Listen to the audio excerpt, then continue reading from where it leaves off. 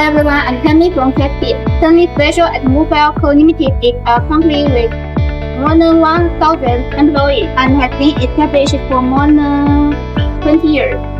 It's a big manufacturer producing all kinds of special trucks. It is famous for more than 300 types of trucks, such as the aero platform truck, dump truck, the concrete mixer truck, dump truck. Next unit is a concrete mixer truck, which is used to transport concrete, usually used in construction projects. These trucks are equipped with mixing cylinders, which will be kept rotating during the transportation to ensure that the concrete will not solidify. After the delivery of the concrete, it will be washed with water within the mixing cylinder to prevent the hardening of the concrete. It is a left-hand drive. This time is for driving time.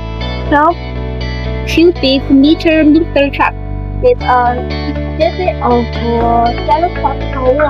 The cabin is single row with air conditioner, high damper. Engine has a power of 336 horsepower and meets the European emission standard.